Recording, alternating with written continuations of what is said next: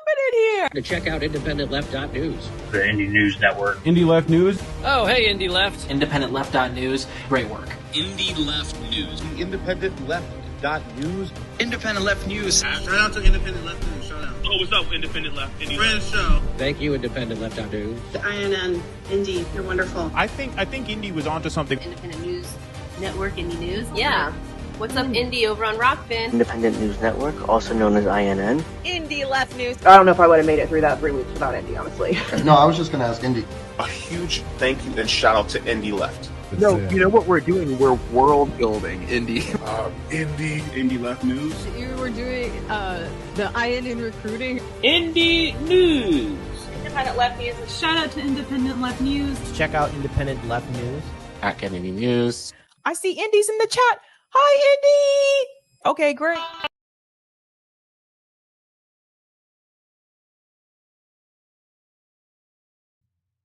Hey! I don't know what just happened, but it froze. Who are these people? You know who these people are. I'm Indy. Yep. That's Reef right there. It's Sunday, and holy shit, guys. What? Guys! No, we're not going to be corporate media around here. We're not going to chase that stupid bullshit. That's not what we do here. Bad news. Bad things are happening. Oh, well, certain people certainly seem to want to think so. Certain people were jumping up and down and going, oh my goodness, and making a big thing out of it. And yeah, I don't want to talk about that at all, really. Like, you want to go find that, you can find that on a lot of different places. So we're going to be the We're gonna be the anti that.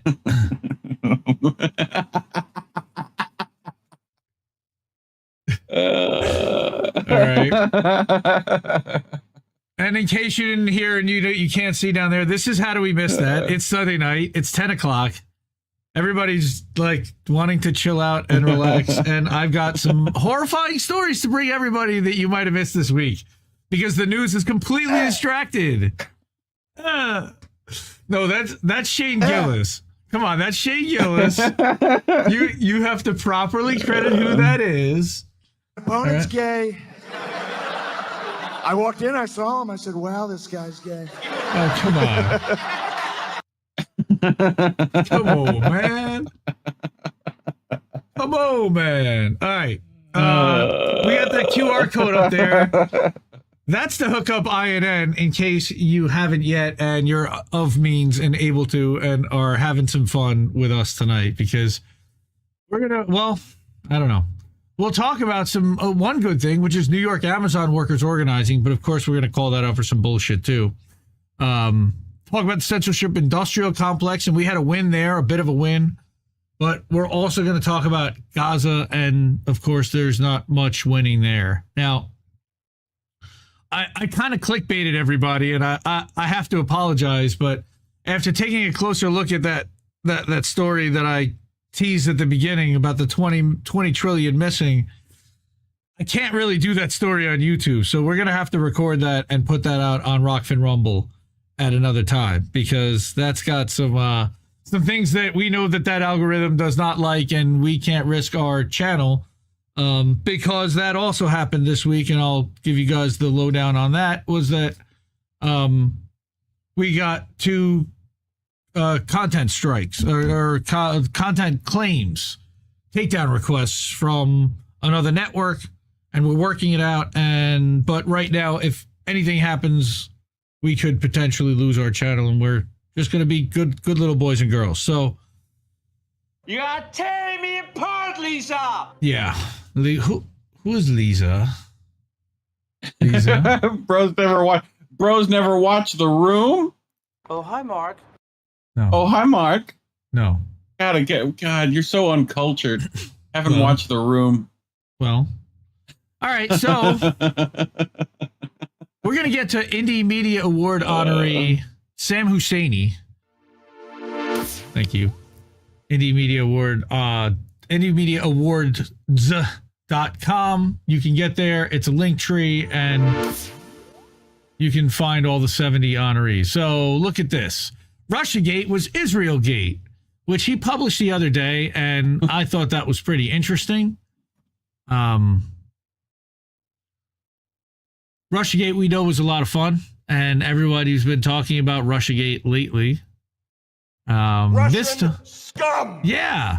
So this time, we're saying that, he's saying that after Trump won 2016, the Obama admin finally, after years of stalling, allowed a UN Security Council resolution condemning Israel's building of colonial settlements, which violates the Fourth Geneva Convention and always has.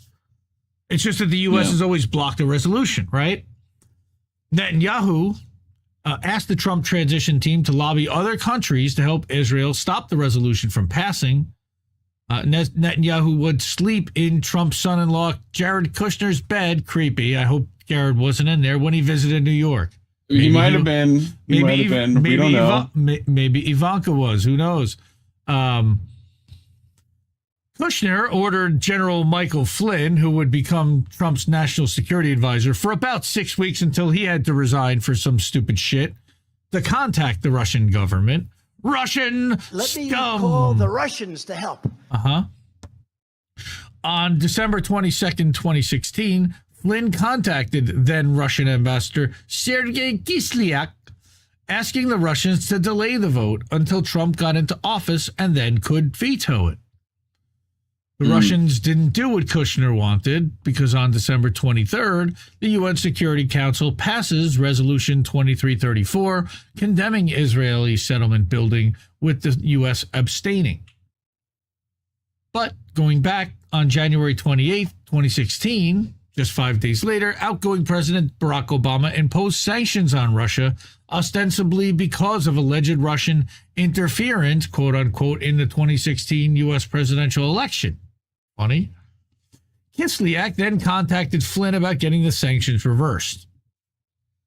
As you would, knowing that sanctions were put on Russia. That is the origin of Russiagate, which dominated U.S. political discourse for years. It was Flynn contacting the Russians. Putin's a madman. It was Flynn contacting the Russians to do a favor for Israel. Oh, Nice. how about that? Nice. How about Great. I that? hope you think they helped them build a tunnel too? Secret Think that happened? tunnel. Now, hey, you stole my line. He follows up with another article and says, Trump and the plan for the ethnic cleansing of Gaza. Will the Gaza genocide end the same way that Russiagate began?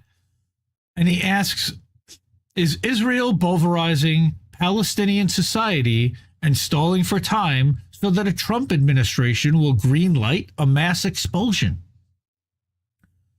Well, we've known and we've been saying here that Trump will be no better, of course, for the people of Gaza than Biden. We are screwed either way because Biden is blue Trump, is blue Trump, and Trump is red Biden. Either way, You're fired. with the exception of what might happen in Ukraine, and they may shift that money to Mexico or somewhere else, nothing will fundamentally change, just like we were promised 4 years ago.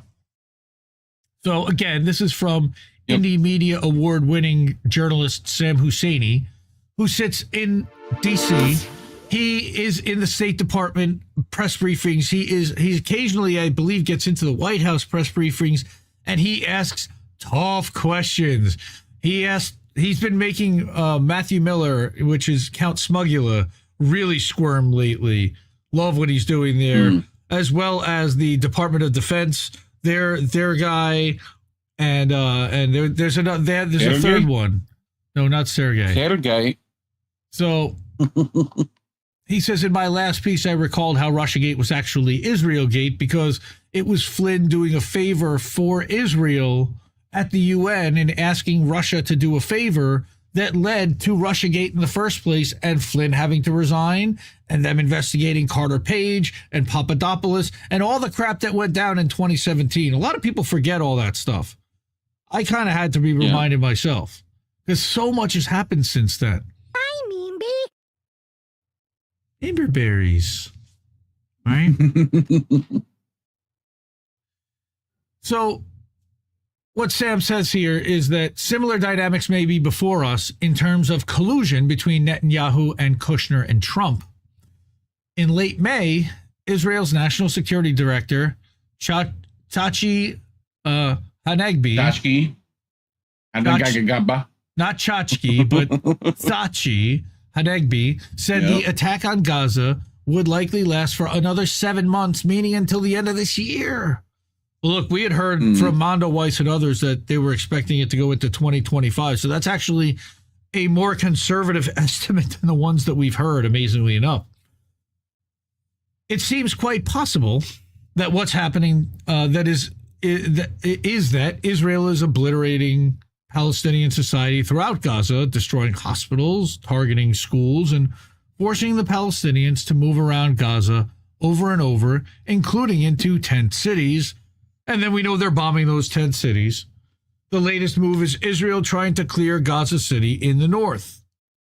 Which, yes, and there's a kill zone. And I think you guys have covered that over on INN News, Reef and Colin, Wednesday nights, 9 o'clock. Go check that out. Okay? Yeah. In October 2023, the Biden administration was bankrolling tent cities in Egypt, paving the way for an ethnic cleansing campaign. Yeah, they tend to do that, don't they? We talked about this. President Blinken, or whatever, acting President Blinken, has said no forcible displacement of Palestinians from Gaza. Not now, not after the war. But Trump could. Boy, that escalated quickly. But Trump could greenlight a forcible displacement. Indeed. The recent CNN debate, Trump said Israel should finish the job. Well, speaking of finish the job, somebody tried. Well, we're not talking about that.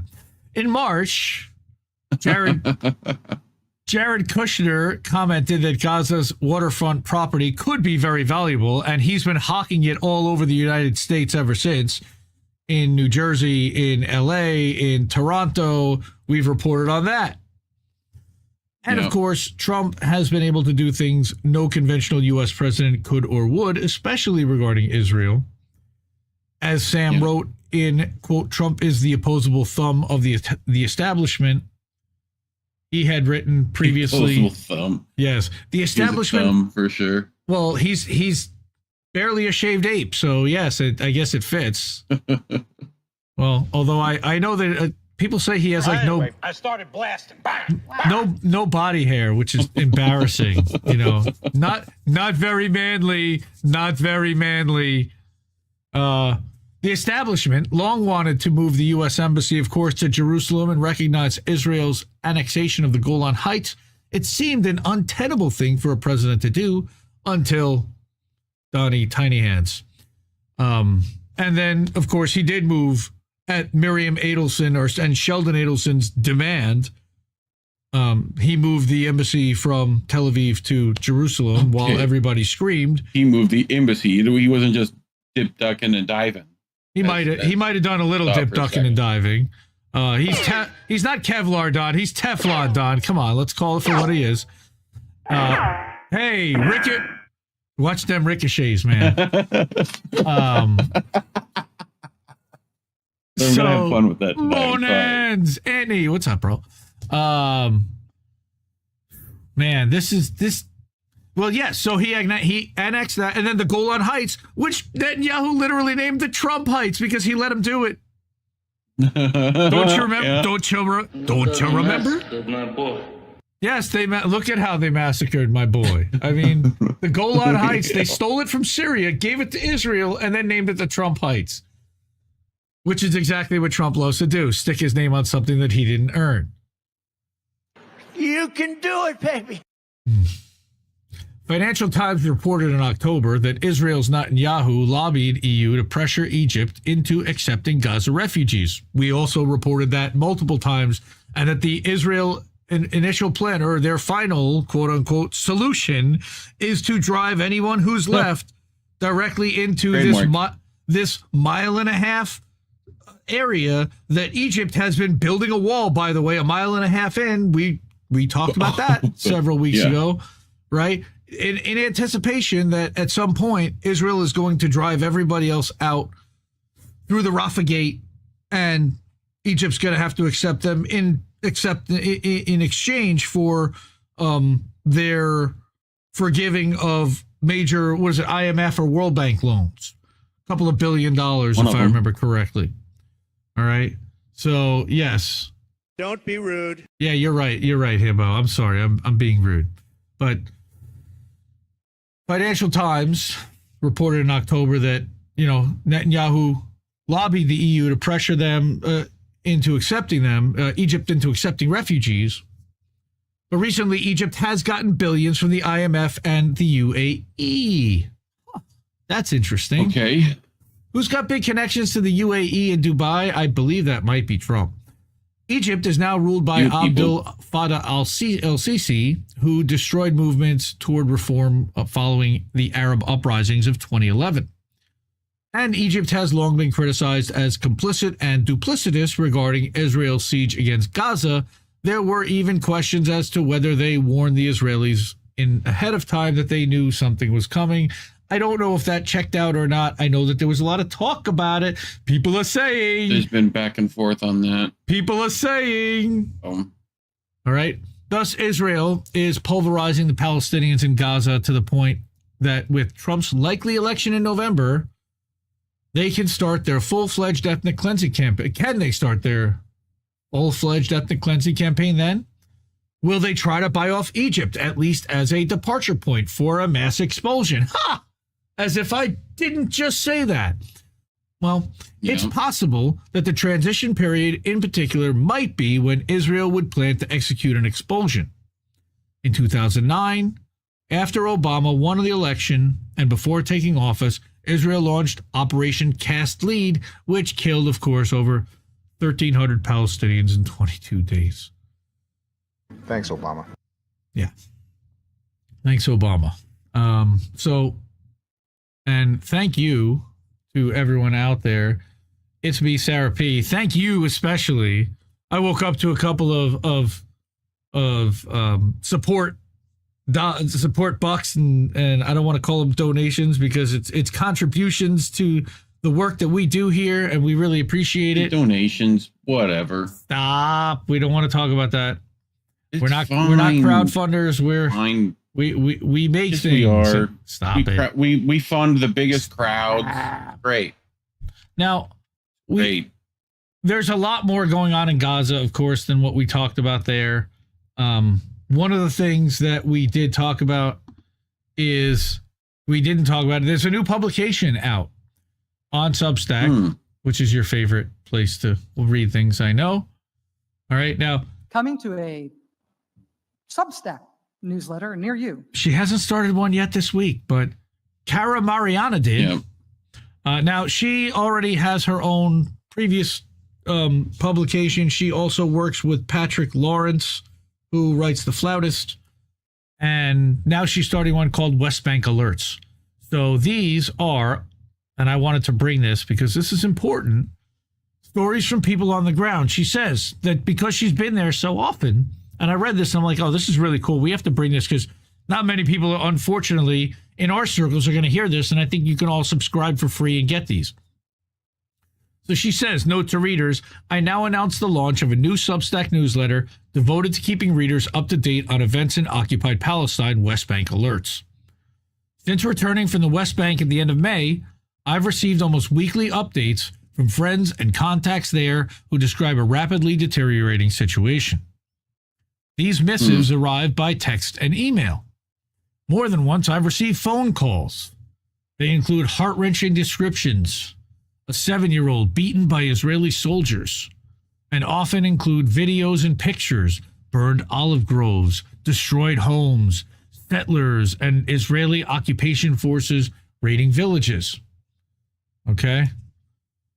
As these updates arrive, as several did while I was working on my first 2 articles for the Palestinian Voices series that she's writing, my emotions fluctuate between rage and grief. It seemed to me that a new and unexpected responsibility has landed in my lap to find a new way to report on these situations and events as they happen. It's taken me several weeks to determine the best way to do this. West Bank alerts will focus solely on presenting updates from my sources in Palestine. These will be brief news flashes rather than lengthy essays. Publication will depend on the flow of reportage coming from Palestine and my workload. I'll do my best to keep as current as possible. West Bank Alerts is an experiment, very much a work in progress. She was not trained as a journalist, and she thanks everyone for their patience and support. And together, she hopes that we navigate this new terrain. Our input and comments will be welcome. So, yeah, let her know how you think, what you think. I assume this additional work with a sense of urgency, every one of us is now called upon to do all that we can to support the cause of freedom and justice for the people of Palestine.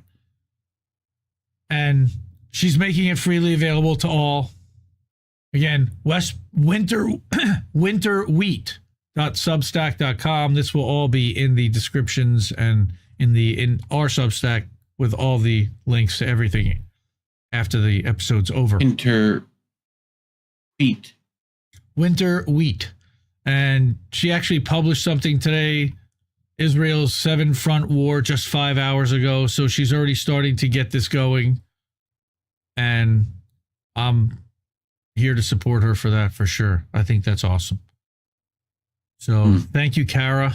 And we will definitely be subscribed. I already am. And we'll see what comes out of there and what else we can share with everyone. And I think we've been seeing a lot of the stuff in our news feeds also. But this is another way to document that in case anybody's account gets zapped or they decide to censor any of this stuff.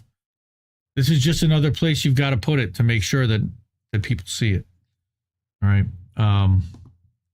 So, how's everybody doing out there? What's happening? What are you doing, man? How you doing? We're waiting on you to get to your stories. Okay. The next one is absolute fucking fire. All right. So I think it was Oz sent me this video of this woman, a Jewish woman. Hey, that's what I wanted to say. A winner. A winner. We got it. How you doing, Cynic? We're good. All right. This woman, I would like to blast at 15 volume for every single Zionist, both in and out of my family, that has to listen, that is screaming about college campuses, that is screaming about Jewish, Jews being unsafe. That is, man, just listen. And holy crap, I'm going to shut up for 5 minutes and listen to this, and let's talk about it after. Okay, it feels important to say this. I am not pulling my perspective on Israel-Palestine out of my ass, okay? I'm not just guessing that Israel is committing a genocide against Palestine. I have studied and researched this. I have bona fides, and I will share them. First of all, I'm a Jewish woman. I was raised by a Zionist family. My grandfather was a Holocaust survivor. My family talks about our spirit of resistance and resilience constantly. Desiring goodness from the nation of Israel is in my blood, and still, I can see that this Zionist state is vicious, violent, and evil. If someone who is raised by a Zionist family, by people who believe that Israel has the right to exist and that it is our salvation, if I can overcome my pro-Israel bias and learn about this conflict, so can you. And frankly, I should not be calling it a conflict, it's a genocide. So when I was in college, around 2012, 2013, a bunch of my friends and loved ones started going on birthright trips. And I knew enough then to ask the question when they got back from their birthright trips, what about Palestine? And when these people I love, admire, and respect started talking about Palestinians and using language like terrorists, I knew I had to learn more. I also knew that I wanted to go on birthright, and I was nervous about being brainwashed by the trip, and I should have been nervous. So before I went on birthright, I decided at my small liberal arts school in Massachusetts to get a well-rounded perspective, educational perspective on Israeli-Palestinian politics.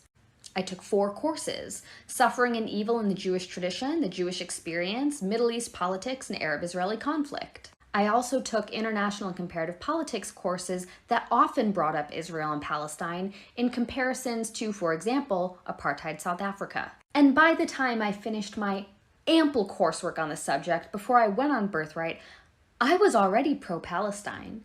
Because once you are in the literature, once you are in the research, not the media stories about this, not the pro-Zionist rigmarole on CNN and MSNBC, once you are in the literature and the data, this isn't a debate.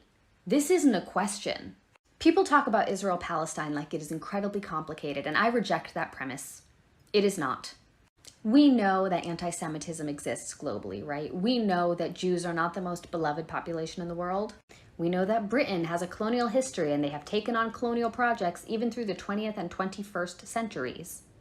Essentially, Britain already wanted to colonize Palestine. So did the United States. And at the end of World War II, Britain and the US got to talking and they thought, who do we want to exploit for military labor someplace that is surrounded by brown people so that we can rape and pillage land that we don't currently have access to? Where's one part of the globe we haven't effectively colonized yet? And there was Palestine. And Britain had been trying to colonize Palestine already. And so this was passed off to Jews who had just survived the Holocaust as a gift. Here we're granting you this parcel of land so that you and your progeny can exist in peace and not be violated anymore. Congratulations. Except that land already belonged to someone. Palestinians were already living there. And the US and Britain didn't give a shit about the well-being of Jews. They didn't care. This wasn't a gift for Jews. This was always intended to be a trap of, you do our military labor for us. We'll put you here and we'll grant you this parcel of land that already belongs to someone, that there are already people on. And in return, you will rape and pillage that land for us and we'll just all share in the wealth. And it might be a good idea too if like your entire population were to, have conscripted military service so you can really defend that land that is yours, totally yours, bucko. And if you see who has emerged as the political leadership of Israel over the last few generations, this won't surprise you. This insidiousness will not surprise you. This is how you get Benjamin Netanyahu, someone who absolutely agrees to the premise of Israel as a Zionist ethno-nationalist state, who says, we are here for one thing and one thing only, is to garner as much wealth from this earth that we have, as much tourist property from this plot of land, convert it to dollars, and build up a military so mighty, a military apparatus so great that we wind up producing the world's weaponry. Yes, we have mined this land, and we have used the land to give you war machinery so that we can all murder each other 1,000 times over. And to the people already living here, well, we'll murder them too. I took basically a semester and a half of college courses on this, and I know in my bones that what Israel is doing right now is a genocide. It's evil. What they've been doing for the last 75 years is a genocide. It is drip violence, slow violence, protracted harm. It is meant to exhaust the civilian population of Palestine. It is meant to exhaust all Palestinians out of their will to fight. And all the benefit, the wealth garnered from that land goes to the primary stakeholders, not the Palestinian people to whom the land originally belonged. I give that lady a massive fucking mic drop. I'll tell you right now. Holy crap. Mm-hmm. Holy crap. There's just so much that she put down there. The thing that she didn't really say without saying really is about Jewish supremacy, and the thought and the prevailing thought around that within the community. She talked about goodness and whatever, and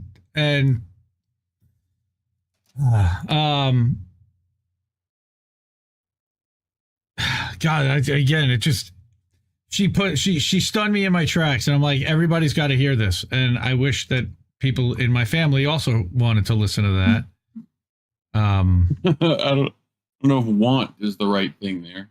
Well, I think that if they started to, they would turn it off. And I think that not just my own family, but I don't think that there was that. It was last week we talked about how, the entire Jewish diaspora sees themselves as a family interconnected through quote unquote Israel. But if you see a family member doing wrong, isn't it your duty as a family member to do something and say something to stop that from happening in the future? Isn't that more your responsibility than anybody else's? So, I don't know. You grow up in that culture as, pressure from family and, passive aggressive, like, no. Well, no, none of that. I don't know what you're talking about. I have no idea. Yes. Okay. Sean, mic drop is exactly what I wanted to see right there. Yeah, she was fantastic. And you can see her over on the TikToks. Obviously, I'll put a link to that in the description afterwards. A winner. Oh man, how much is her portfolio up to this week? A lot. Microsoft is banning Palestinians for life from using Skype if they call their relatives in Gaza. Nice. This came out of the BBC of all places that did an investigation. Mint Press News picked it up, put out this nice graphic on Instagram as well as on Twitter. Not X, but Twitter. Somebody says time to switch to Linux, and you can explain why that's not a good idea. Mostly it's software related. Great in theory, but yeah, there's a lot of software issues with that. But here we go. A BBC investigation found that numerous cases existed where Palestinians have had their Microsoft accounts abruptly shut down for making calls to their relatives in Gaza. One affected user, a Palestinian in the U.S., said, "I've had this Hotmail account for 15 years. They banned me for no reason, saying I violated their terms. What terms? Tell me." Then they told them, "You are Hamas, sir." Effectively, Hamas. Yes, everybody is Hamas. So, yes, that anybody within Gaza at this point, thanks to Microsoft kowtowing to the Israeli government, that they are going to, or they have been banning certain accounts that I'm guessing that the Israeli AI system is telling Microsoft, hey, you need to ban these people because they are Hamas, whether they are or aren't. And how much evidence they have towards that, I have no idea, honestly. But it's weird that it's happening to people that live abroad that are calling their relatives to see if they're alive. And I read an article on MSN from the BBC that I didn't bring with us that said that Skype often works even when there's no internet, which is why a lot of people in Gaza have Skype when they can even get power to their phones. I don't know how that works, but okay. Yeah, I don't either.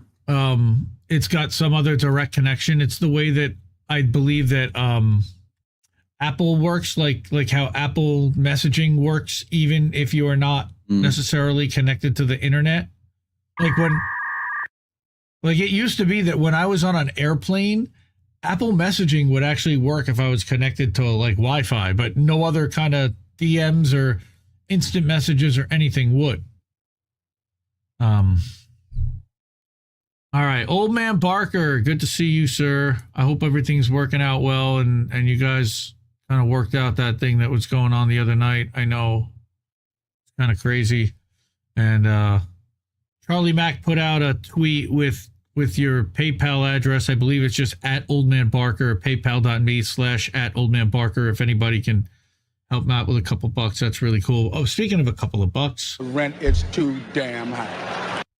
Yeah, we're all getting squeezed, everyone. So if there's any way that you're able to, we know it's tough out there for everyone. Couple of bucks. Again, Sarah was really generous and she was able to help us out with some money this weekend.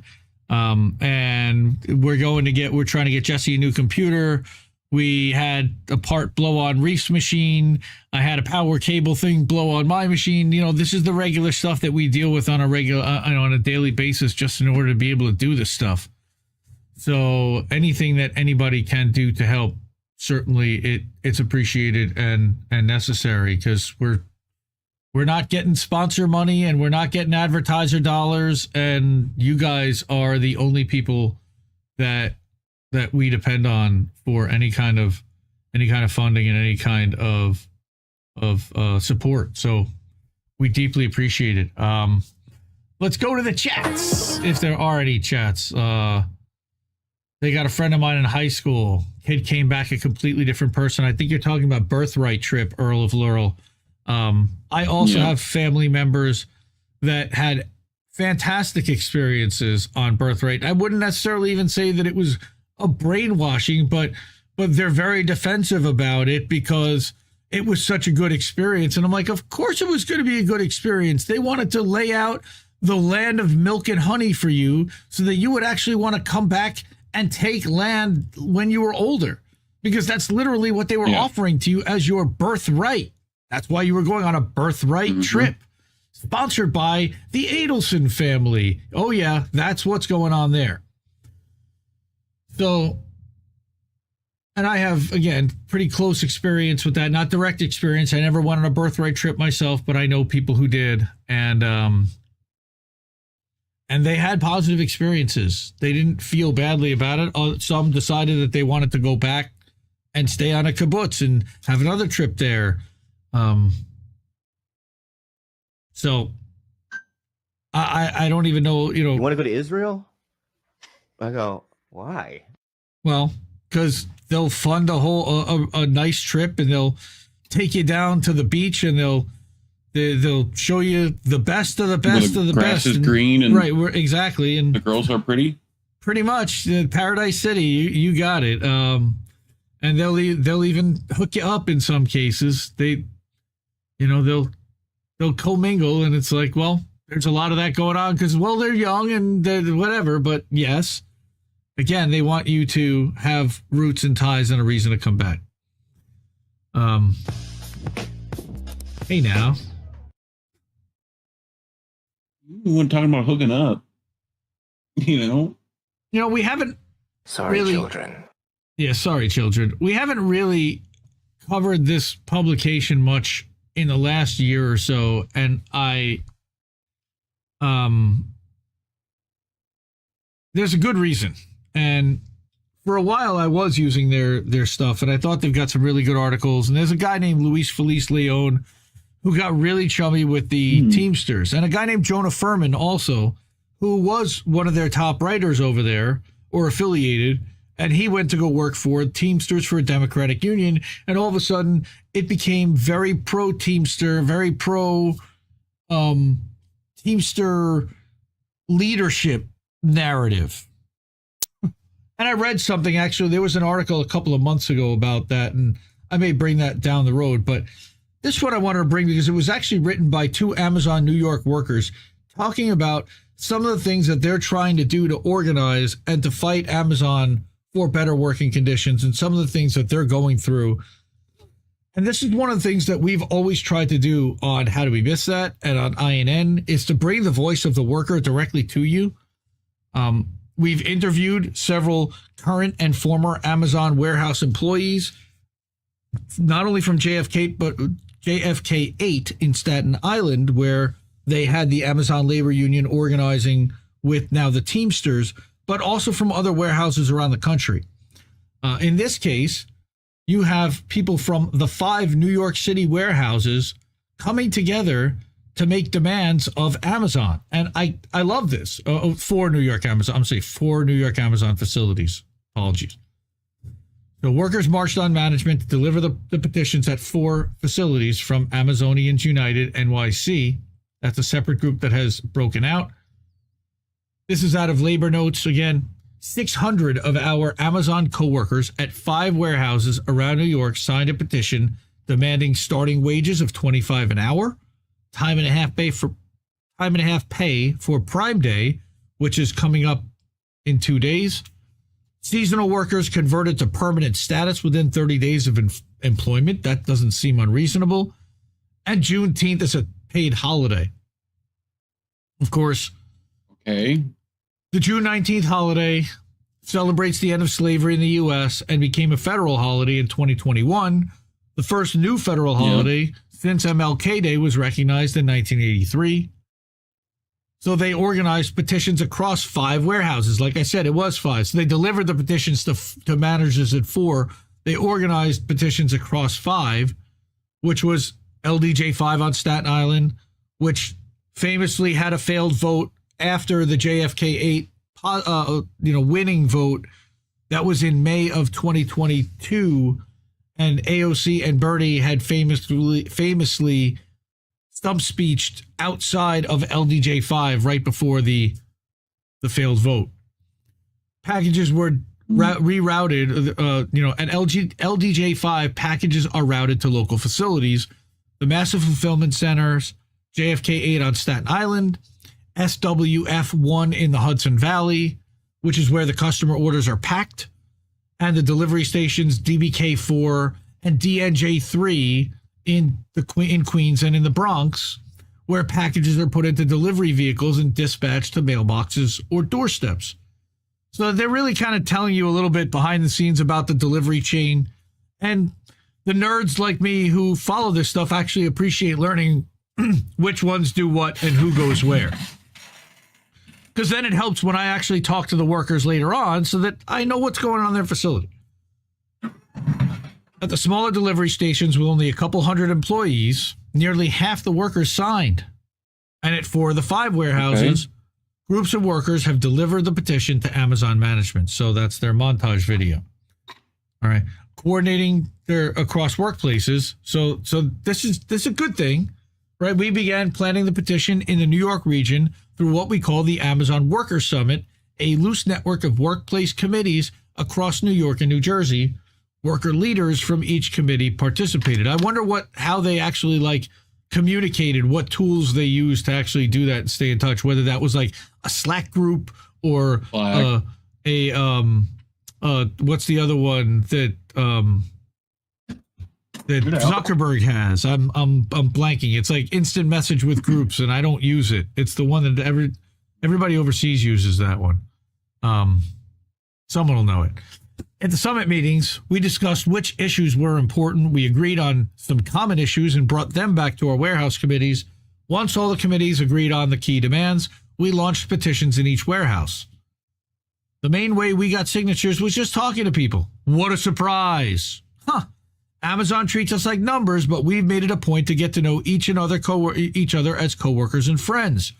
This is the same stuff we talked about when we talked about the Massachusetts teachers, when we talked about the Kellogg's workers, when we talked about UAW workers. When people actually start talking to each other, they find they have a lot more in common and can get a lot done, but Amazon keeps them siloed. We made sure to have these conversations on non-work time and in non-work areas, so it was protected, concerted activity under the National Labor Relations Act, because we know that Amazon is very quick to fire people for violating those kinds of acts and having these kinds of conversations that they deem anywhere outside of work, within work time or within working areas. They also made sure to reach out to all the different social groups in their warehouses so that the committees represented everyone. I mean, that's great. They got 600 signatures. That's definitely not everyone at 5 warehouses, but they heard people's grievances and desires to make change. Many workers are going through the same kinds of struggles to make rent and cover groceries. Of course they are, because of what Amazon pays them, and they don't get full-time hours. Yep. We all want stability, economic security, and respect. Basics. We connected. Rent is too damn high. Yes, that's right. The rent is too damn high. We connected, but that's not Amazon's fault necessarily. That's BlackRock and Vanguard and the other hedge funds that are buying up all the real estate, all the residential real estate and pricing people out. Capitalism. That's right, Tim Curry. We connected those issues to what it would take to achieve change, collective action. We've definitely talked about that before. And what are you for? Now this is what they're for. By coming together, we felt less alone in our struggle to survive while working at Amazon. One of the things that they're fighting for is Juneteenth. Why? I don't think that it really is much of a question, but Juneteenth became a symbol of respect. We pointed out to our coworkers that the federal government has recognized it as a holiday for 3 years. Why not Amazon? The company already recognizes July 4th to celebrate the freedom of the country, but it doesn't honor a paid holiday to recognize the liberation of millions of enslaved people? This is an insult to workers who share these routes. And there are a lot of them at the warehouse level. Let's call it for what it is. They hire a lot of workers of color. Well, I think that's why they would be remiss to do it, right? Because how much of their population would celebrate that? You know what I mean? Like, well, yeah, but it's that their executive team, you know, largely, I would guess, is pretty bleached. So yes, yeah. Instead, Amazon pays lip service to Juneteenth by offering food at some warehouses and Juneteenth-themed pins. Not even a pizza party. Even Dude, they get like Juneteenth pizza party. That's what Amazon hasn't come up with yet. Well, food at some warehouses. Maybe it literally is the Juneteenth pizza party. Yeah. And pins. Or something pins somehow more racist. That they had made on Temu, right? Or from one of their Amazon overseas distributors. Yeah. Yes, the Amazon sweatshop. Yep. The mismatch between what Amazon says and what it actually does makes the holiday an issue for many workers, and that makes sense. Then you've got the $25 an hour where they say that we've made the case for hiking the minimum wage, starting wage to $25 to combat the growing cost of living and attain economic stability. This is the New York region. They should be fighting for $30 or $35 an hour probably to start now, especially because they're part-timers. I mean, if you're getting 3 hours a day, $25 an hour is $75. $35 an hour is $105. I mean, that covers your commuting costs to work, pre-tax, of course. Amazon recently hit $2 trillion in market cap for the first time. Meanwhile, we're scraping by. Thank you, Dr. Bezos. Some coworkers live with their parents because they can't afford to move out. For those of us with kids, it's even harder to pay rent, groceries, and bills. Many people take second and third jobs to make ends meet. That's the Joe Biden economy. You know, oh, they've added all these jobs. Yeah, I've got 3 of them, and I'm doing great. I still can't make my rent. Okay.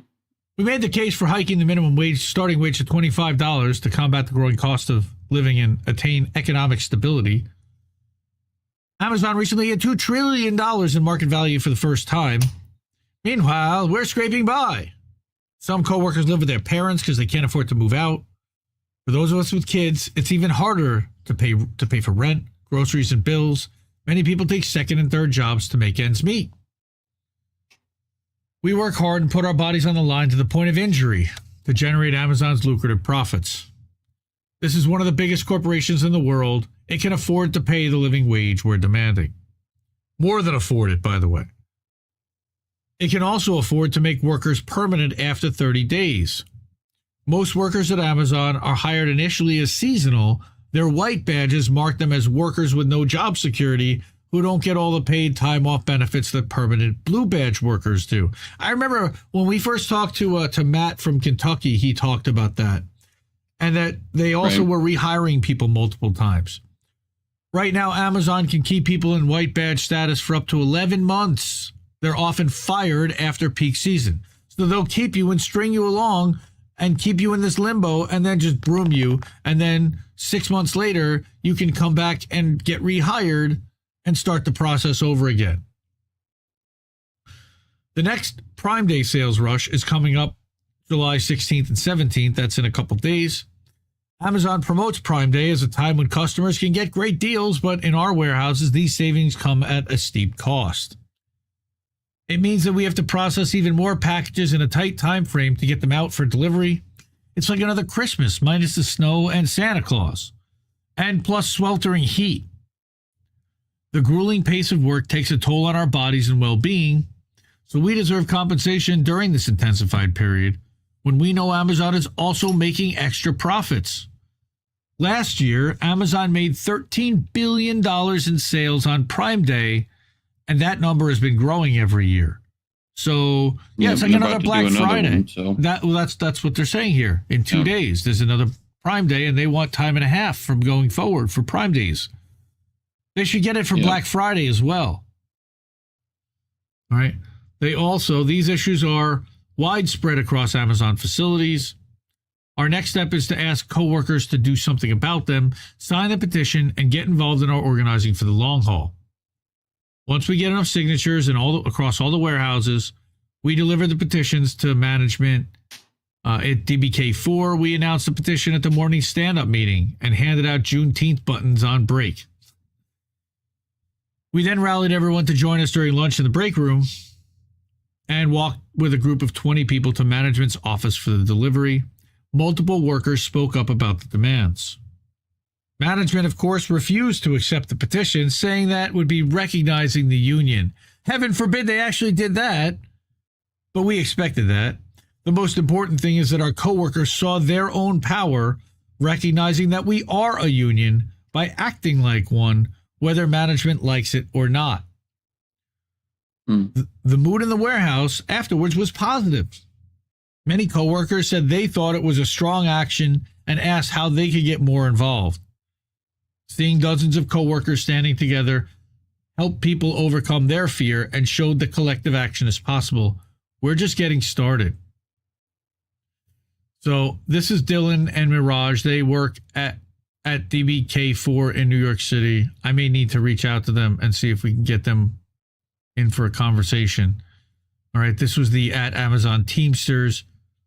They gathered over 600 signatures from coworkers and demanded $25 an hour in Juneteenth. Like we said, that's the tweet. There's the video. This is 600 people on this petition talking as one. They can address us as 600 people as one. We got something to say. We got something to say. We were told by Amazon that we would have every time to do something for Juneteenth, and we were not given that. So because Amazon turned their backs on us, we will now turn our backs on Amazon. They turn their backs on us, we turn our backs on them. They turn their backs on us, we turn our backs on them. Don't you think that Juneteenth ought to be a paid holiday? Yeah. It's a day that celebrates the emancipation of American workers, and we have holiday bunting all over this building to remind us of how important it is. Everything but recognition as a holiday, the same way the federal government does. We come here and work really hard day in and day out, and some of our coworkers are having trouble finding places not to live.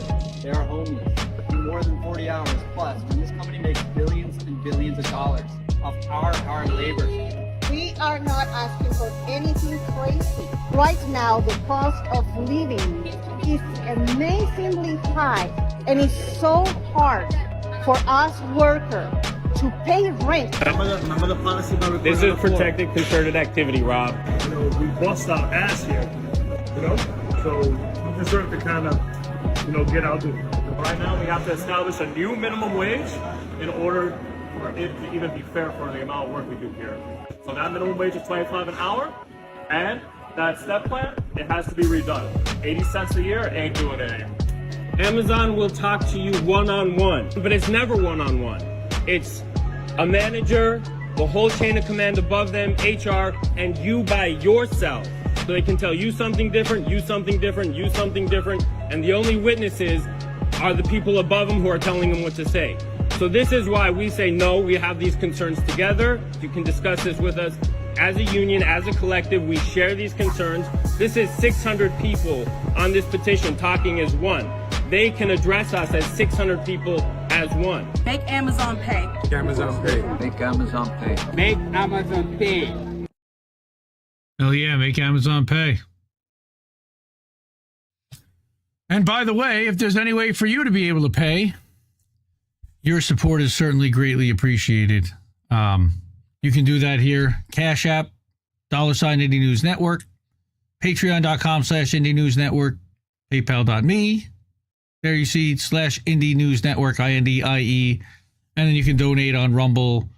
We also have rockfin.com/IND Left News. That's where we're at right now. And then the QR code that goes to our Ko-fi, ko-fi.com/Indie News Network. Hey, how about that? All right. Well, Money, please. Thanks, everybody. I wanted to get to two different articles that came out of the Taibbi Twitter files, FOIA files, censorship, industrial complex stuff that he's been all over for the better part of 18 months. So the first one actually happened about a month ago, and I didn't really hear anybody talk about it, but it was really important because if you remember the 2020 election, and I think some of us do, one of the organizations that was highly influential was that no, Anna, we're not doing any Rockfin on the redo because we just crashed, and I'm just not setting one up. A pain in the butt. Sorry. Tell Rockfin it's a pain in the ass. Stanford Internet Observatory, again, has been very highly influential when it came to the election, to censoring Twitter, they hired this woman named Renee DiResta. They had this guy recently who just resigned from the Stanford Internet Observatory. But then we find out that not just he lost his job, but everybody lost their job. So everybody lost their job because the center you lose your job was the and leading. You lose your job. Yeah. So the Stanford Internet Observatory is brought to heel. Now, Andrew Lowenthal had actually written one of the Twitter files articles way back like a year ago. He's from Australia. He says karma has just caught up with the Stanford Internet Observatory, which will be scaled back to just 3 staff, according to the Washington Post. The contracts of its leading protagonists or propagandists, Alex Stamos and Renee DiResta, have not been renewed. Yay! Yay! You know, we hate people losing their jobs, but propagandists losing their jobs. Yeah, exactly. All right. It was former CIA fellow DiResta that led the Stanford Internet Observatory's signature initiatives, the Election Integrity Project, the EIP, and the Virality Project, VP. Of course, the Virality Project was around censoring COVID stuff. Election Integrity Partnership ended up running the tabletop exercise that pre-gamed all of the Hunter Biden laptop censorship for the social media companies. That was just Russian propaganda. Russian scum. You and your damn emails. SIO's demise is a result of a string of efforts, including those of Racket, Public, the Missouri v. Biden plaintiffs, the New Civil Liberties Alliance, the Disinformation Chronicle, the Subcommittee on the Weaponization of the Federal Government, and many more. Network Effects also contributed original research. Founded with a $5 million donation from Craig Newmark. We know who he is, especially, you know, Craigslist, Craig Newmark. SIO took countering misinformation to new heights. The Virality Project advised its big tech partners to consider true stories to be misinformation. Of course they did. All right. Standard vaccine misinformation on your platform. Yeah, Of course, booby. They accuse false or misleading posts from the accounts of well-known repeat offenders. So what do they want? They want booby censored. That's RFK Jr., not actual like boobies, but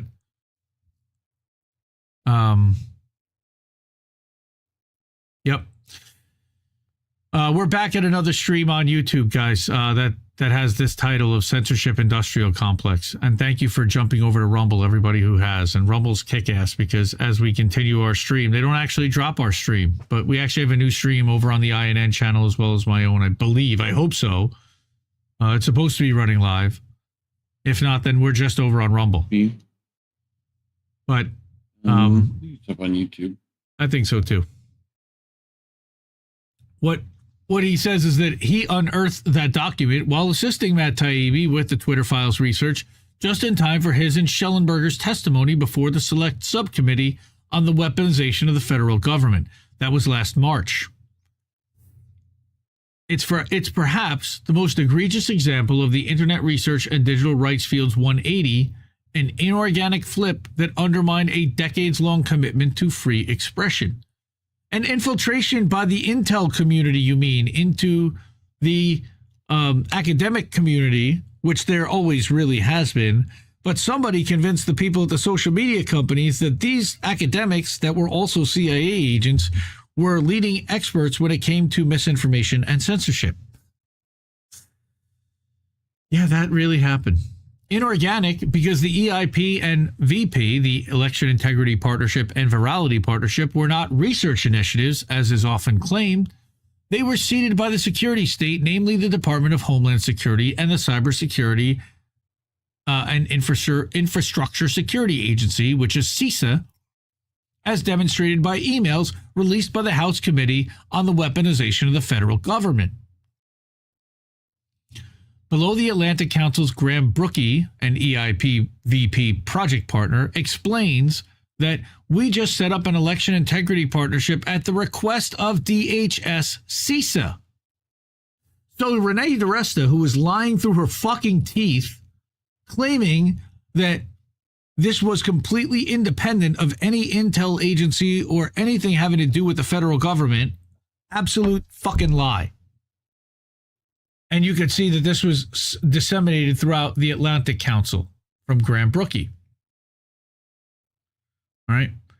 The Atlantic Council is essentially NATO's think tank, and its board includes Pfizer CEO Albert Bourla, the former Director of National Intelligence James Clapper, former Secretary General of NATO the Honorable Lord Robinson, former U.S. Secretary of Defense and CIA Director Leon Panetta, Tara Reade's former boss, Goldman Sachs Secretary of the Board John F.W. Rogers, and many, many, many more. As Taibbi further demonstrated, Twitter was aware of the Election Integrity Partnership's links to the intel community, which, again, he discovered throughout his Twitter files and now also through the FOIA files, where they're now reverse engineering the Twitter files through FOIA requests and finding out through public documentation of people's emails exactly what was discussed between public officials and both these university officials and the social media companies and the intel agencies that's not classified. Right? So when content takedown recommendations came into Twitter, they knew they were more than just serving suggestions. The content of those requests was made clear after the Stanford Internet Observatory was forced to release details of their internal flagging system. This again via Taibbi's reporting. And they had all of these different labels. This is being shared to Facebook. And while it's been labeled, shared in a group, official page shares didn't receive such a label. We recommend labeling all instances of the article being shared on Facebook. I mean, this is literally just nanny state internet police self-appointed by the U.S. government. Right? We found this out a month ago, that they disbanded this organization. Furthermore, that Virality Project, just to remind you why they're disbanding it, because it was a narrative changing and narrative shaping intel state operation that got exposed, partly by the Twitter files. Right? Virality Project was in close contact with the White House and hosted Surgeon General Vivek Murthy for a discussion on health misinformation. Oh, God. They also had a pipe. Vivek. No, not that Vivek. Not Ramaswamy. Yeah. They also had pipeline level access to more than 50 million COVID-related tweets per day. Oh, that seems like it would be a good idea to put the COVIDians in charge of 50 million tweets a day and which ones should be censored. That's fine. This was in no way an insignificant research project, right? They said they were releasing a new free endpoint in Twitter Developer Labs that delivers the full fidelity, real-time public tweets about COVID-19. We know that our standard API has limitations to make it difficult. Now, I'm reading from the email up here. Difficult to adequately study this topic due to its volume. This new stream will include all tweets related to COVID as classified by our tweet annotations, because they're the experts, of course. Just ask them. We intend to publish the keywords and hashtags of the tweet annotation powering the COVID-19 topic, so you have transparency into the contents of the stream and can supplement as needed. Which, of course, they don't. They never did that. Oh, right. The Virality Project pushed to censor other academics such as Martin Kulldorff, a former Harvard professor of epidemiology and a former member of the CDC's vaccine safety subgroup. So as Alex Guttentag and Andrew had reported, the Virality Project had played a major role in censoring Kulldorff. On March 15th, 2021, that's a year after the lockdown started, Kulldorff had tweeted, quote, "Thinking that everyone must be vaccinated is as scientifically flawed as thinking that nobody should. COVID vaccines are important for older high-risk people and their caretakers. Those with prior natural infection do not need it, nor children." Safe and effective, safe and effective. That's Martin Kulldorff saying that, not in the YouTube. Now, Rumble, Rockfin, and everybody else, that's a whole different story. But as far as YouTube is concerned, they're safe and effective. I love how you coughed and died right after you said that. That's definitely right. Definitely doesn't say anything, does it? Safe and effective. However, many outlets describe the Stanford Internet Observatory's demise as the result of sustained right-wing campaign by conservative outlets and ignore the corruption at the heart of the project. Predictably, Stanford, DiResta, Stamos, and their supporters shout, "Everything is right-wing," as they scramble to come up with a narrative. Stamos? Well, maybe. No, it's Alex Stamos. It might be John's brother or cousin. But they shout everything's right-wing. Jesse for a second. No, Uncle Jesse. Uncle Jesse. That's what my kids call Jesse now. But as they scramble to come up with a narrative that deflects accountability for their actions, they're screaming everything is right-wing, because everything that I disagree with is right-wing. All right, so dude, those pants do make you look right-wing. Well, pants check. I am wearing shorts. The truth is that the Stanford is just that SIO was doing something egregiously wrong and was targeting people regardless of ideology. Those reporters could easily find out that The lead tweet of Taibbi's House testimony has been viewed more than 40 million times. Right? So Stamos and DiResta will, of course, find other work. I think that DiResta has already found another job. Stamos already has, starting a company with former CISA head Chris Krebs, and I think we even covered that. Meanwhile, DiResta has a new book out, endorsed surprisingly by Jonathan Haidt, who was among the top signatories of the Westminster Declaration. That's kind of weird, hypocritical. Yep. Maybe that's why guys like C.J. Hopkins didn't want to sign it. Or maybe he did want to sign it, but then they kicked him off because he called it a sham. Oh, right. That's what happened. That's right, Michael Schellenberger. We saw that. Despite SIO crumbling accountability, still appears to be sorely lacking. Despite SIO crumbling, accountability still appears to be sorely lacking. DiResta appeared top of the bill at a recent Yale conference on propaganda. Yes, because Yale is deep in disseminating propaganda, skull and bones. Yeah, they've never had a club that involved, bits and pieces of people and whatnot. It's never happened. Never had Cookies. Bush in that club. Bad Cookies asking the question, isn't that a conflict of interest? Yeah, I think it quite might be if you're advocating and endorsing Reade DiResta while also signing the Westminster Declaration, you might be an op.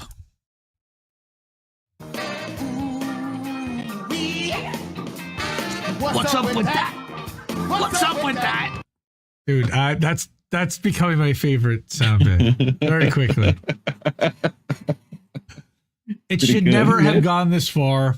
A properly self-regulating anti-disinformation field would have sniffed out bad actors early but the conversation and the ecosystem is broken. SIO shouldn't be the last center to be shut down or see leadership changes. Yeah, we're going to show you the next one right now.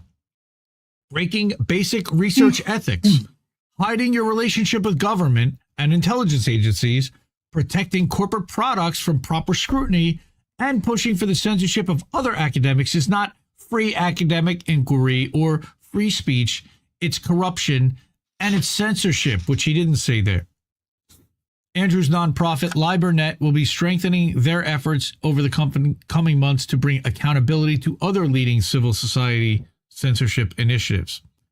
Meanwhile, the Stanford Internet Observatory leaves a malign legacy, having damaged the reputation of the anti-disinformation field and academia more broadly. The question is, will the anti-disinformation field clean house, which we know they won't, or continue to ignore the corruption within its ranks, which we know it likely will because Clint Watts is still employed?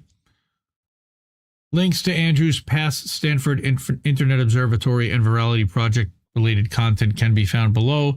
Andrew does great work. I actually was trying to get him on the show and try to work out a time to interview him and talk to him about this whole thing, but we just weren't able to do that, and I kind of needed to pull a story in tonight. I'm like, you know what?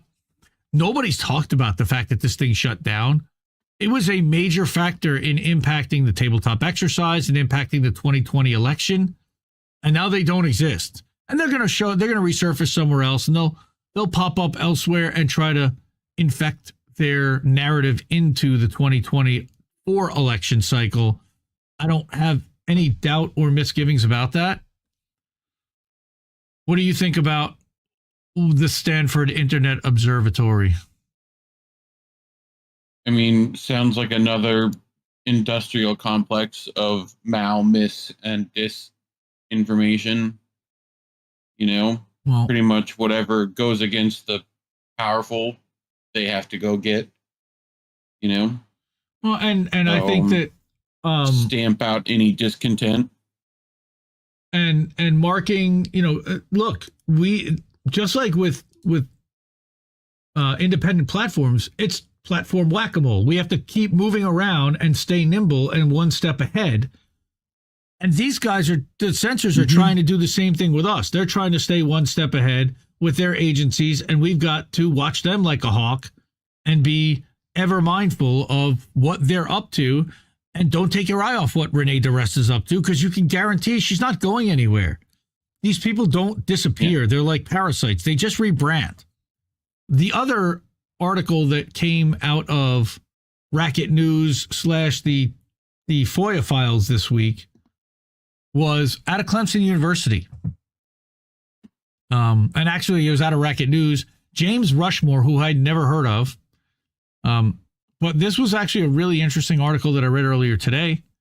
This is a paid article, so you need to be a paid subscriber to Racket News in order to be able to read this. But I'm going to share this and I'm going to read through this with everyone and let you see what's been going on with Clemson University. So what happened here was that they have been working, Racket News has been working alongside Undead FOIA to work on a project, and we covered this a few weeks ago, to work on a project to submit a mass amount of FOIA requests about the censorship industrial complex, about the communication between universities and public officials and private companies, and anything that they can get their hands on publicly. So James publishes this the other day. The FOIA request that we sent to Clemson University reveals a tight-knit relationship between university professors, federal law enforcement, and the news media. Go figure. Yeah. So, like we said, Stanford wasn't the only university that's participating in this. You've got societies, and you've got projects, and you've got groups all around the country at different universities that are monitoring on behalf of the federal government, on behalf of the intelligence community, and they've got spies everywhere. So James writes, if you've read the Twitter files, You are likely already aware of the social media platform's interactions with Clemson University's Media Forensics Hub. The relationship between the two parties was tense.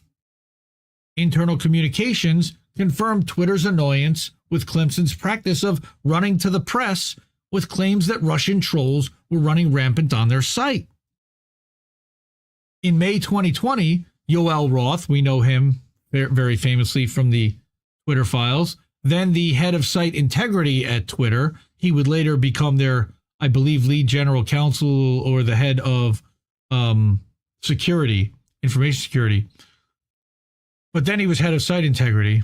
He voiced some of those concerns to Nick Pickles, which I love saying that name, Nick Pickles, the company's senior global strategist. Rugrats character? Maybe. The senior global strategist for public policy. So back in May of 2020, Nick Pickles wrote that given that they have a U.S. government relationship, all right, happy for the D.C. team to pick up the relationship, but I've spoken to them in the past and similarly share Yoel's frustration that they don't take any sort of guidance on what they found. Of course not. Yeah. Right? So here, what's happening, Yoel Roth was saying that we've said a bunch of times, we're still happy to work directly with you on this instead of via NBC.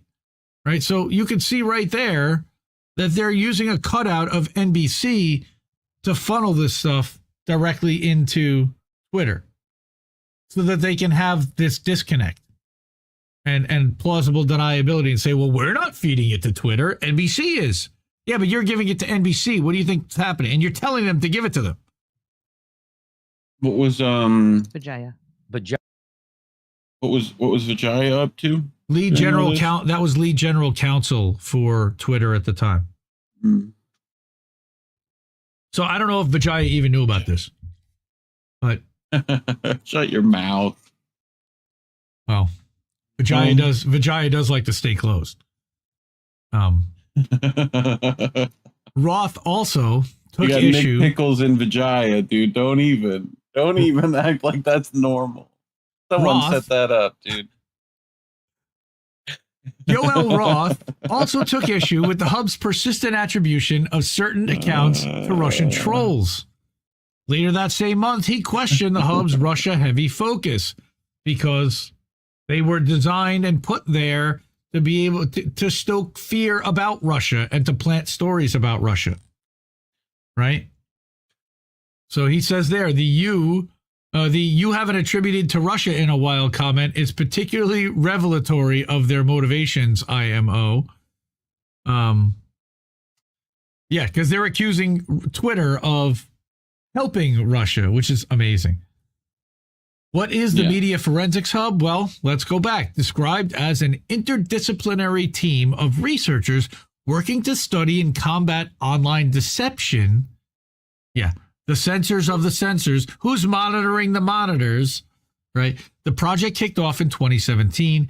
That was the year communications professor Darren Linville and economics professor Patrick Warren joined forces to uncover and expose millions of tweets they attributed to Russian trolls.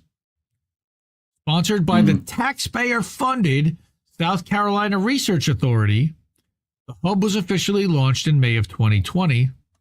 2 years later, along with the University at Buffalo and several other institutions, it received a $5 million grant from the National Science Foundation. All for a bunch of bullshit to make up stuff about Russian trolls on Twitter. Man. Probably, dude, someone had to code Hamilton 69. What the hell are we doing? We should be petitioning and getting some of this money. At least we're doing legitimate work to expose shit.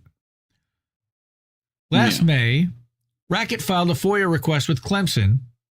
Our search produced a series of emails that make explicit reference to the university's dealings with federal law enforcement agencies, providing Clemson help with resources, among other things, right? So social media companies and the news media. Okay, so again, Clemson is making deals with law enforcement, social media companies, and the media. The Clemson files are difficult to summarize, but offer probably the most comprehensive portrait we've gotten yet of the role of that such ostensibly non-governmental anti-disinformation, quote-unquote, research institutions can play as middleman organizations. These emails also document the high degree of influence the school had with federal agencies and the media, even if Twitter was not always as cooperative. So they had ways. They had their ways. This is really scary shit. So again, you've got a combination. This is like literally the way they describe fascism, right? You've got corporations, government. Well, it's how Mussolini described fascism, but yes. Corporations, government, academia, all, and then non-governmental organizations, NGOs that are funded by the government, or at least in part. Like, how is this? This is bad. A summary of key communications is listed below, while 3 new batches of documents have been uploaded to the Racket FOIA library, where, as always, they are not paywalled. So everybody can go and read this stuff. On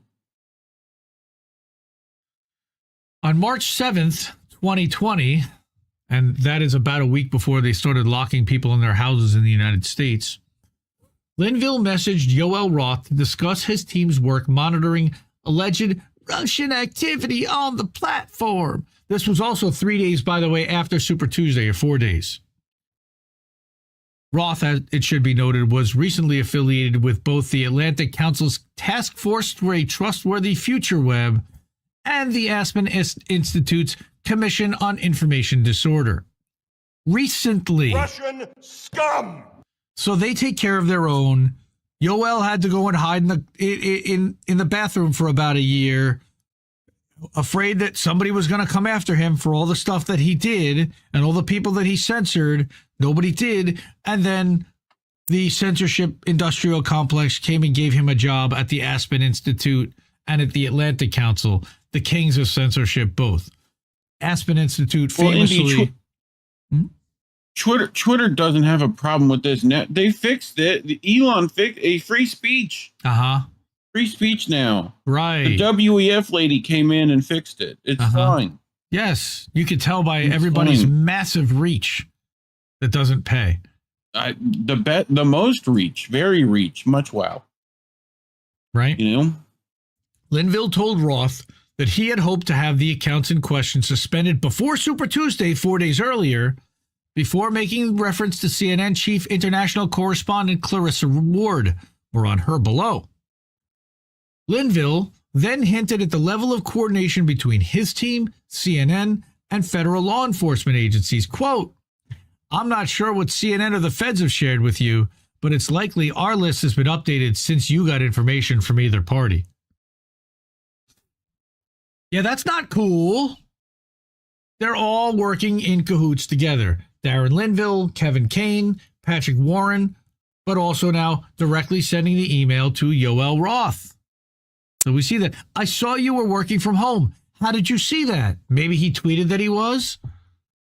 Maybe he saw on Slack that he put through their secret Slack communications, or on WhatsApp. That was the name of the damn app I couldn't think of earlier. That the Amazonians could be using potentially. But WhatsApp chats. Or maybe DMs? Maybe. It wasn't me. They were FaceTiming, Teams. I don't know. I don't know what they used there. Probably Skype. It's worth emphasizing that the Media Forensics Hub was still in development at this point. It wouldn't even officially launch for another 2 months in May. So all of this communication is going on behind the scenes as they're creating this censorship bureau. It's so freaking insidious, all of this. In a follow-up email, Linville made note of Twitter's decision to suspend some of the accounts, namely those that CNN had given Twitter. And how was CNN given the list to give to Twitter? It was funneled directly from these clowns. The significance of this correspondence cannot be understated. For Dear one, Mr. Pickles, we are sending you this information. We hope it reaches you well. For one, it reveals that CNN was in the habit of contacting Twitter with the names of accounts it attributed to Russian trolls. Yeah. Why is CNN reaching out to Twitter with that shit? Number one. Number two, at the same time... they've been listening to Hamilton 69, bro. No, they thought they knew. No, this is March of 2020. There is no Hamilton 69 yet. Still 68, I guess. No, not even. At the same time, it also underscores Twitter's hesitancy to accept many of the Clemson professor's claims.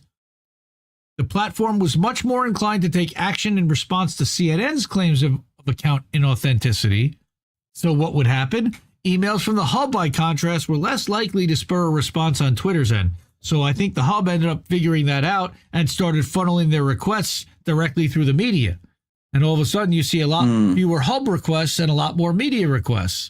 When reached for comment, Linville wrote, this email was in reference to a Russian-supported troll farm operating under the guise of an NGO in Ghana and Nigeria and working to influence conversations here in the States.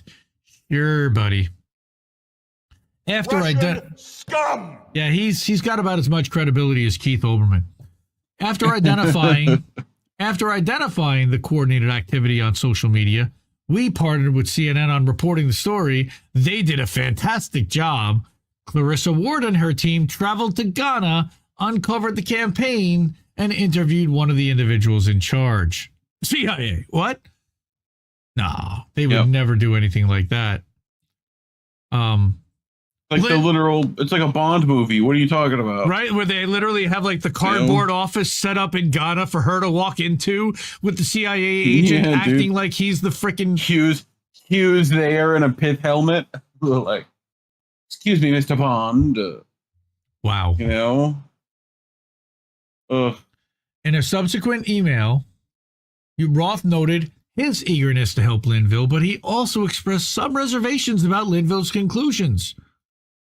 Quote, I note that activity similar to what the network was engaged in may not actually be connected to the same actors. Yeah, meaning, and there's not a lot out there that's similar, that's decided not Russian. The same attribution challenges we've discussed in the past. Apparently he's been calling that bullshit for a while. Linville encouraged Roth to trust his team's judgment. Trust me, bro. Before making a comment about how various federal agencies, social media analytics from Graphica, remember Ben Nimmo, who used to work in the Obama administration, is now running Graphica. Finding Nemo? Maybe. And CNN have all been looped in on the alleged Russian accounts. Again, they're all in one big circle jerk about Russian nonsense that doesn't actually exist in order to whip the public into a frenzy. That sounds very similar to another phrase, Well, but take for it what you will. What do I know? One big club.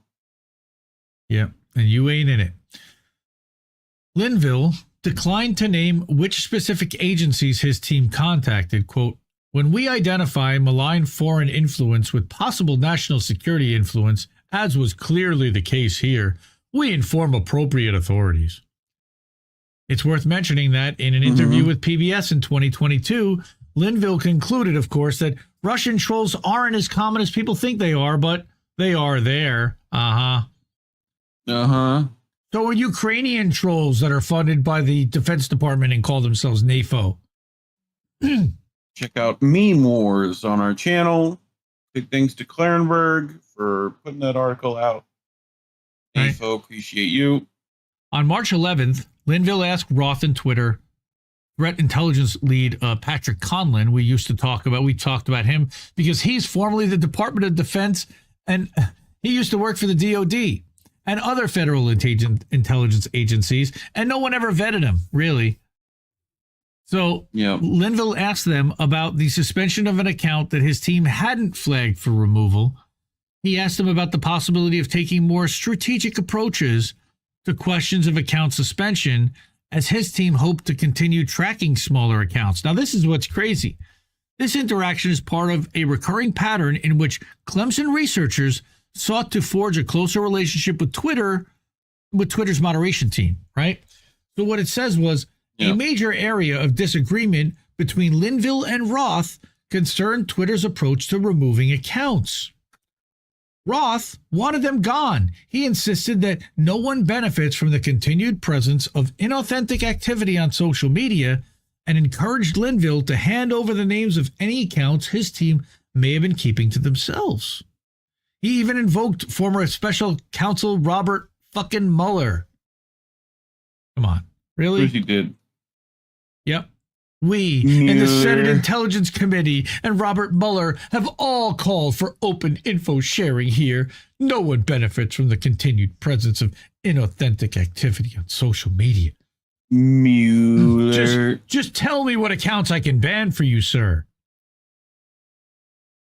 Linville then responds by explaining his team's Please let reasoning. me lick your boots, sir.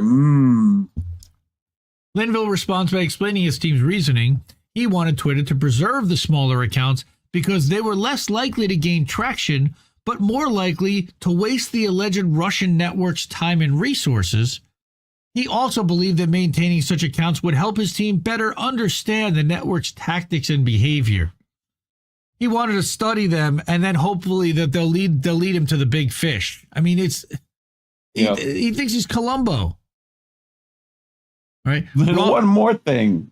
Roth argued that Linville's preferred strategy was not the one we choose to advance in this space based on our approach and the approach of the rest of the industry to combating these threats. We don't let them go and monitor and watch them and hope they do something so that we can catch them later. We just shut them the fuck down, is what he's saying. At the same time, he acknowledged that working with Linville's findings would probably prove more efficient than waiting for law enforcement. No wonder why he got a job at the Aspen Institute now. On March 12th, Linville's partner, economics professor Patrick Warren, jumped into the conversation. He claimed that the feds and CNN were much more receptive to the Clemson professor's input than Twitter was. Well, these guys believe me. Why don't you? Come on, bro. He described how CNN had provided them with a researcher and cited how Clarissa Ward and her team had traveled to Africa to follow up on their research because it was set up by us. He also noted that law enforcement had been open with Linville and Warren to the extent that they can, under regulatory restrictions, and that they can, and mentioned that they'd shared resources with the Clemson team. It's all on the hush-hush. Come on, man. We can't really tell you, but we're going to tell you anyway. Make you feel really important. Holy shit. As strained as the dynamic between Twitter and Clemson could be, I can't believe there even is a dynamic. CNN's relationship with the two parties appeared much more amicable. Fuck you, CNN. The news network was willing to share alleged Russian tweets with the platform while also providing the Clemson professors with research personnel. This is literally the Clinton News Network. Oh, those Russians. This is the Clinton News Network come to life right here. The Anderson Cooper CIA-led news network. Yep. The Warren email, and that's not Elizabeth Warren, but the partner of this Clemson project. The Warren email also reveals the sophisticated nature of Clemson's collaboration with federal agencies. His third point is especially salient. That what resources and information did those law enforcement agencies provide? When asked for comment, Warren wrote, emphasis ours, at the same time, our impression was that the FBI had been following up with local investigations and foreign partners. Twitter, in contrast, didn't seem to be dedicating any significant effort to this project. And then we find out that the FBI really hadn't been. So it was really CNN, but of course we know that it was CNN funded by and led by the U.S. government or somebody affiliated with them and funded by the U.S. government. Linville also made reference to his team's relationship with federal law enforcement in a July 2019 email to Yoel Roth. According to Linville, this guy Linville, he ran the Clemson project here. He and his team regularly share what they've learned as well as accounts they feel are suspicious with various federal agencies. Of course they do, because they're all in cahoots together. Linville also described how he'd spent an hour talking CNN out of running a story that he believed to be rooted in limited information and too little analysis. Who the hell are you to decide, dude? Well, he's self-appointed Twitter cops. That's what these guys are. The censorship police. Regulators. Yep. A subsequent email from Roth to Warren and Linville sheds further light on the nature of CNN's relationship with both Twitter and the Clemson team. According to Roth, Twitter was in the habit of sharing data with CNN, and at one point, CNN sent the hub an unofficial version of the information they'd gathered. What does he say? Thank you very much, my friends. It looks like we missed this one as we're parsing out the AI face accounts from the Ghanaian ones. We sent our data to CNN as we're still working on finalizing it, so it's a little surprising they shared a non-final set with y'all, but it seems like this worked out. Yeah, it sure did. For who? Linville and Warren's discussions with social media platforms weren't limited to Twitter.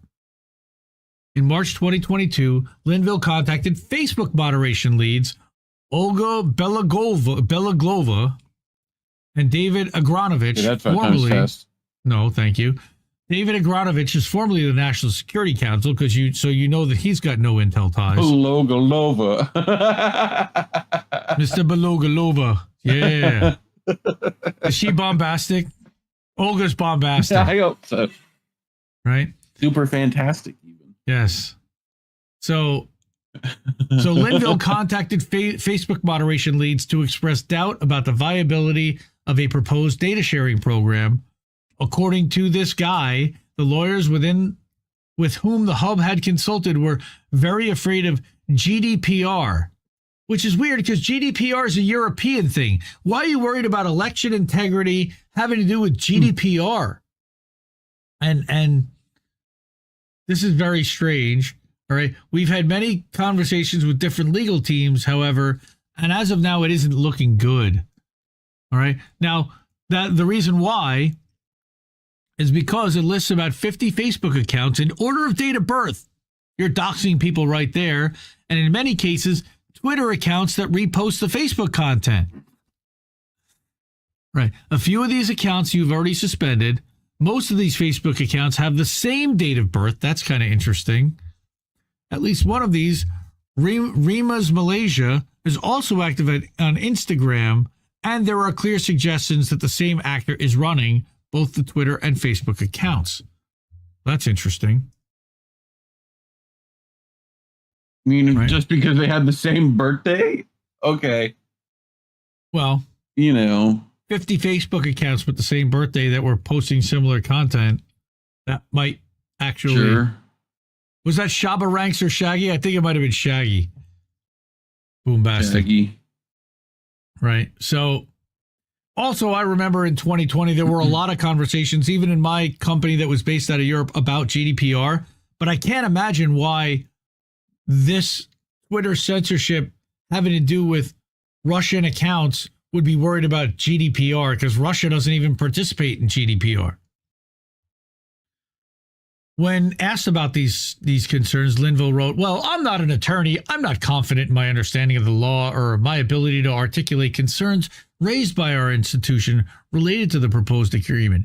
So basically, I was talking on my ass and letting other people speak for me, and that's probably not such a good idea. Regardless. But I'll do it again. I'll fucking do it again. Regardless, it remains clear that the Media Forensics Hub has, or at least had, considerable reach, a prime example of how academic anti-disinformation research can act as a relay station between federal law enforcement, corporate press, and internet platforms. And that's what it's trying to do, is to show that pipeline and that interconnectedness and that incestuousness. Game of Thrones? Kind of. James says that below are a few other noteworthy emails you might find in this FOIA disclosure, which we've uploaded again in full to the Racket FOIA library. The hub's activities are almost too extensive to fully document, but among the highlights are its initial contact with CISA, its advocacy on behalf of a NATO official, and its concerns about tweets touting the efficacy of the Russian COVID-19 vaccine. Weird. Yeah. Right? In October... How dare they... How dare they develop question the efficacy of a vaccine? There must be anti-vax, Indy.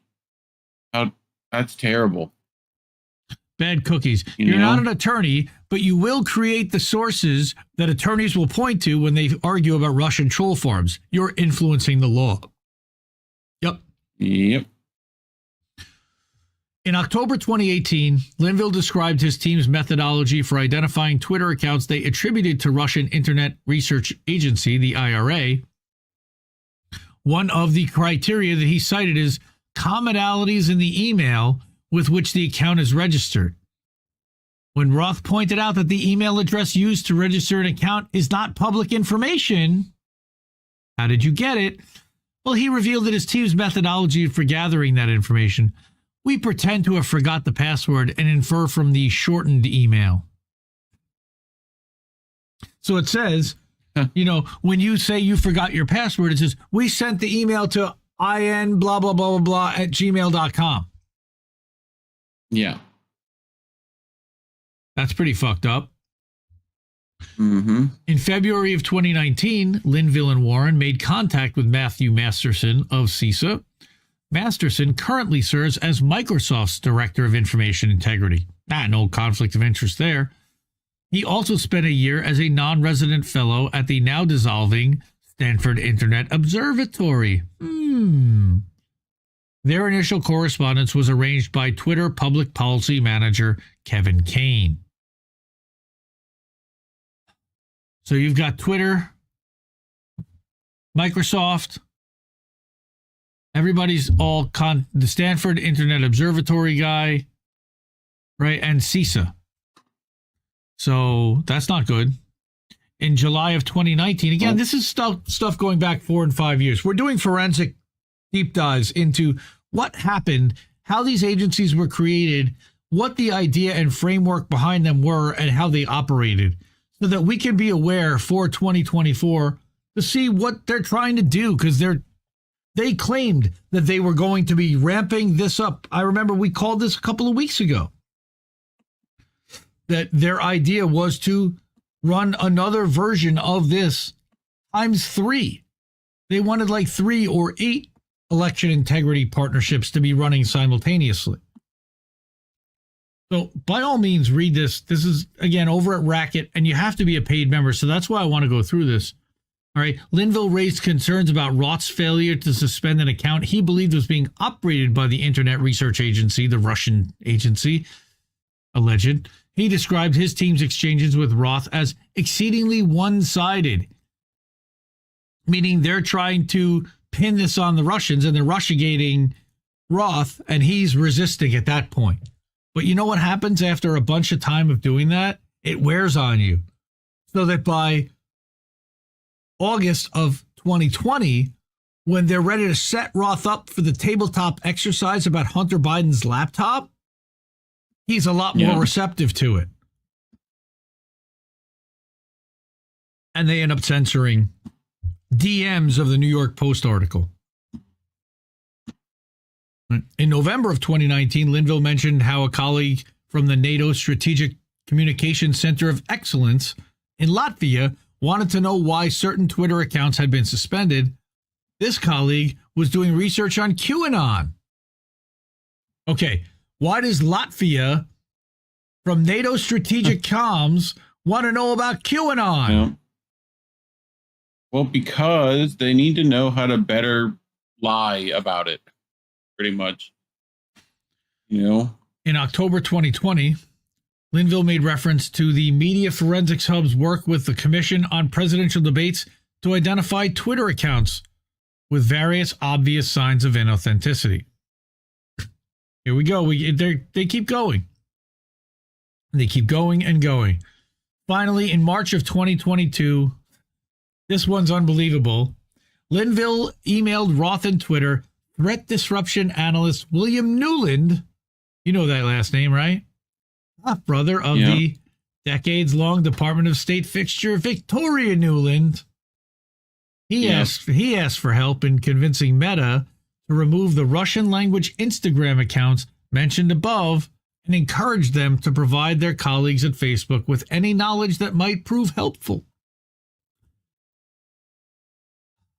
Linville wrote, quote, given the ongoing war in Ukraine and the daily atrocities taking place, thanks to Ukraine bombing the Donbass, but that's not what he said, I'm sure we can all agree shutting down Russian state information on every platform is in our shared best interests.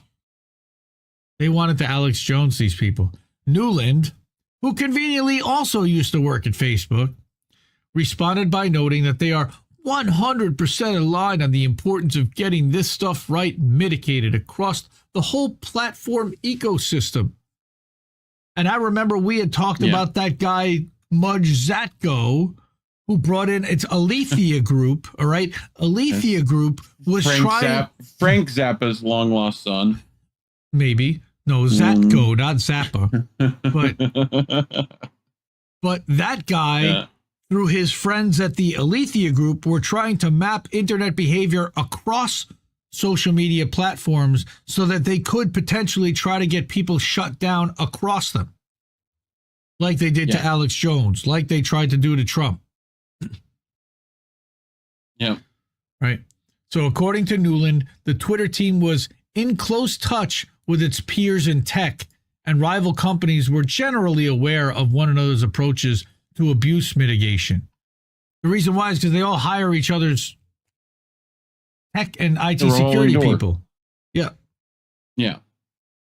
So again, there is a Media Forensics Hub FOIA production right here, and that is an entire free to all article that has all of the raw emails, more than 250 plus pages of FOIA productions and results pertaining to just the Clemson University Forensics Media Hub.